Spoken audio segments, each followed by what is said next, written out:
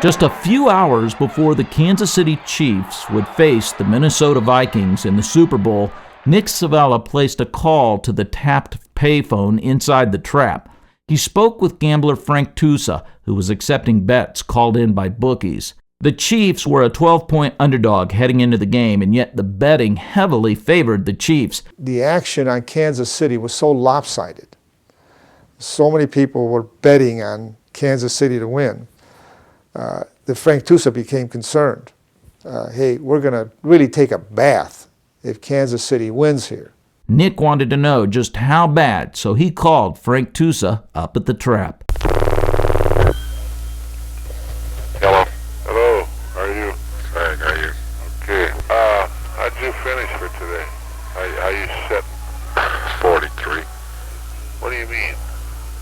That's how we stand. You mean 47360. Oh God. You mean you're 47360 high right now.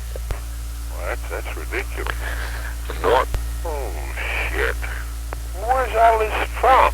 Where? Right here. I guess ain't much you can do about it. Okay, I'll let you go. All right. And because of that conversation, we were able to tie Nick as the overall manager of the Kansas City gambling operations, and he was ultimately convicted of that. One of the key witnesses in the case was Saul Landy, who made book as a sideline. In November 1970, several men invaded Landy's home on pretense of robbery. They killed Landy. They were quickly apprehended and connected to Johnny Franks Francovilla. Local prosecutor Joe Teasdale averred that the young black men arrested were pawns of organized crime, that it was no coincidence Johnny Franks was a career criminal associate of Nick Civella. Nick, of course, denied any connection.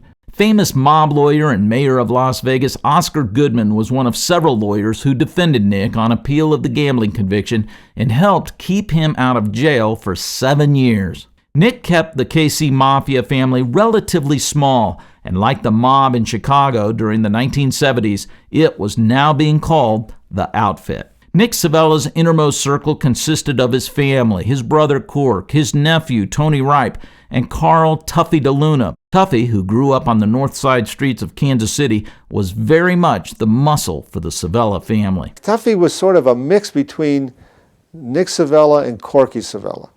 He was Nick's right-hand guy. He was Nick's principal enforcer. I would call him probably Nick's real underboss, even though Corky was believed to occupy that position. I think of all of those guys, that Tuffy was probably the guy that was being groomed to take Nick's place. The Comisano faction of the family, headed by the notorious Willie the Rat Comisano, oversaw fencing of stolen goods. Notwithstanding the cloud of conviction hovering over Nick Civella, the 1970s would prove to be the zenith of organized crime in Kansas City.